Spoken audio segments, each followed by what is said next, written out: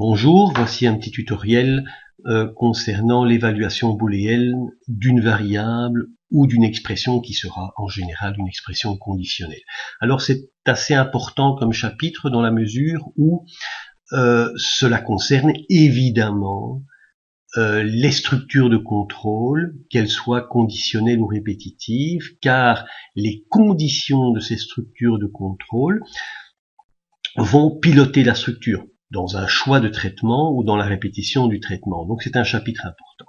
J'ai ici de la ligne 10 à la ligne 21, j'ai déjà créé un petit script dans lequel je déclare une variable val à la ligne 11 et je vais à la ligne 12 affecter cette variable val avec la valeur false. Alors comme vous le savez, le JavaScript est un langage très peu typé. Ça veut dire quoi? Ça veut dire que la variable prend le type de la valeur qu'on lui affecte. Donc dans ce cas-ci, j'affecte une valeur booléenne à la variable val, donc la variable val sera de type booléen.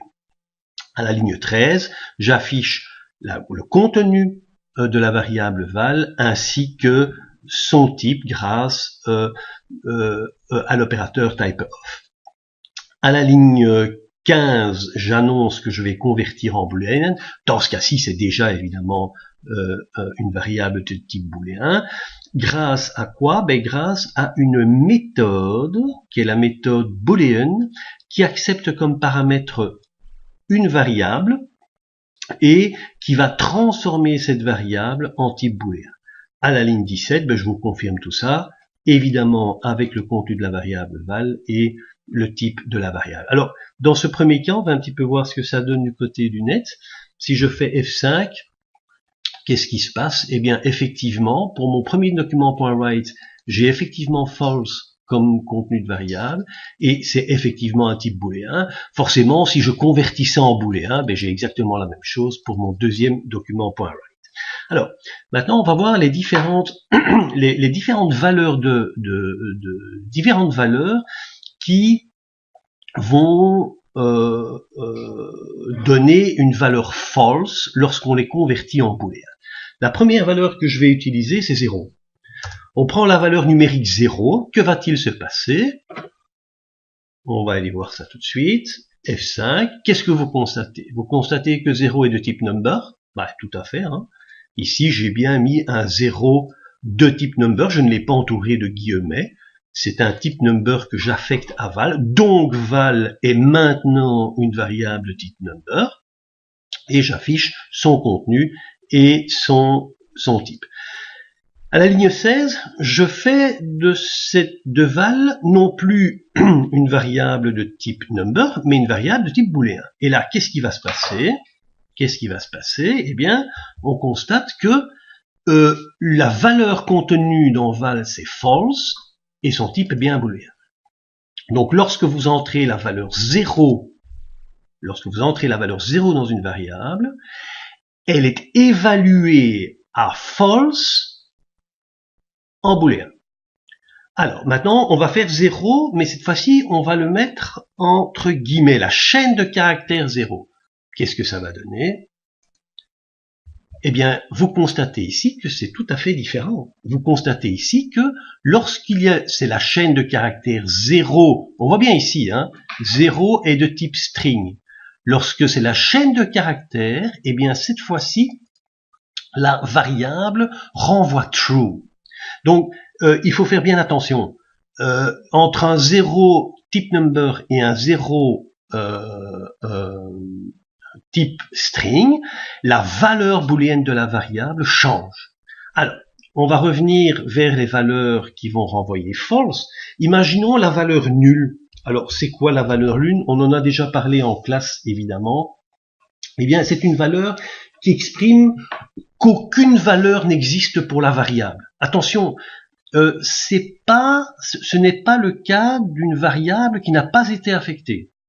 C'est tout simplement une valeur que vous allez affecter à la variable parce que dans le déroulement du programme, aucune valeur ne peut y être affectée. Alors plutôt que que de la rendre undefined ou de mettre n'importe quoi dedans, on met une valeur qui est reconnue par le langage, qui est la valeur nulle, qui exprime le fait que aucune valeur n'existe pour la variable val.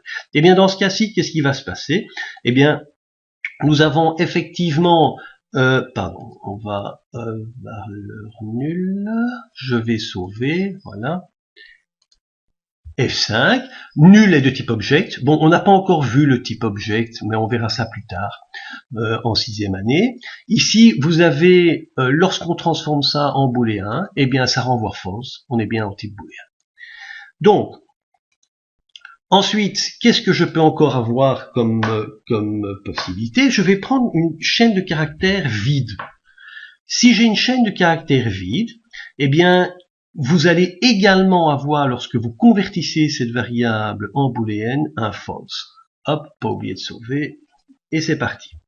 On voit ici tout simplement, ben oui, c'est une chaîne de caractères vide, donc il y a vide, c'est vide, hein. Donc de type string, c'est un vide de type string entre guillemets, et voilà, ça m'a renvoyé false dans le cas du booléen, parce que c'est un vide évidemment, hein.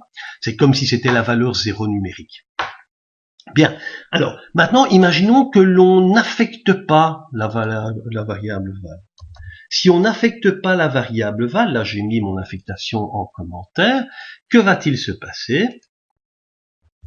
Eh bien oui, quand vous savez déjà que lorsqu'on n'affecte pas une variable, son contenu est undefined, non défini, et son type, forcément, est également undefined. Eh bien, dans ce cas-là, lorsqu'on a une évaluation booléenne d'une variable qui n'a pas été affectée, on retrouve false. Alors, vous avez également le non. Le non, rappelez-vous, le not a number, c'est dans le cas où on essaye, en général dans des opérations arithmétiques qui n'aboutissent pas, ou alors lorsqu'on manipule des chaînes de caractères dans des opérations arithmétiques. Je vais prendre un cas simple. Je vais faire un parse int de coucou. Bon, alors, transformer la chaîne coucou en parse int, en number integer, vous serez d'accord avec moi que c'est un peu bizarre. Eh bien, qu'est-ce qui va se passer dans ce cas-là? On va regarder ça, F5. Eh bien, tout simplement, la machine nous dit not a number. Effectivement, la machine a voulu transformer la chaîne coucou en nombre et elle n'y arrive pas. En tout cas, cette action, qui est une action arithmétique, n'arrive pas à obtenir une valeur numérique correcte. Eh bien, c'est pour ça que vous avez un not a number. La valeur, c'est même plus qu'une valeur, c'est une propriété non pour le résultat. Cette propriété non renvoie false lorsque elle est transformée en booléen. Bien, donc nous avons vu tout ce qui va faire d'une variable une évaluation false, c'est-à-dire l'affectation par false, l'affectation par zéro number, l'affectation par nul, une affectation par not a number, une affectation par undefined et une affectation par une chaîne vide. Alors vous pouvez évidemment le réessayer chez vous patiemment avec ce petit code très simple qui vous montrera et qui vous confirmera tout ce qui a été dit. Attention, la valeur 0 chaîne de caractères renvoie true. Pour toutes les autres valeurs, eh bien la conversion en booléenne renvoie true. Par exemple, je rentre la valeur 89 au hasard. 89 au hasard. Qu'est-ce qui se passe? 89 de type number, true de type boolean. Ok? Donc on voit bien que la conversion renvoie true. Je vais ici, on aurait pu penser que, mais je vais dire false, mais cette fois-ci chaîne de caractères. Attention, false chaîne de caractères. Donc j'ai affecté dans la variable val la chaîne de caractères false et non pas la valeur boolean false. À ce moment-là, ça tombe sous le sens false de type string, true de type boolean. Donc, tout ce qui n'est pas, je vais le noter ici en commentaire, comme ça, on peut le suivre ensemble. Le zero number, ensuite la valeur nulle, Ensuite, le false, mais attention, le false valeur booléenne. Ensuite, le not a number. Ensuite, l'undefined. Je rappelle que undefined, c'est la valeur que vous avez dans votre variable lorsque celle-ci n'est pas affectée. Et la chaîne de caractères vides. Voilà toutes les valeurs pour lesquelles une évaluation booléenne renverra false. Pour toutes les autres valeurs, l'évaluation booléenne renvoie true.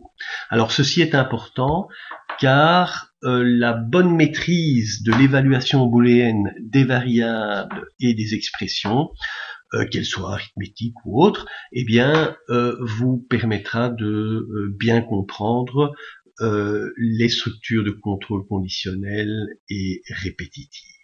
Voilà, c'est fini. À bientôt.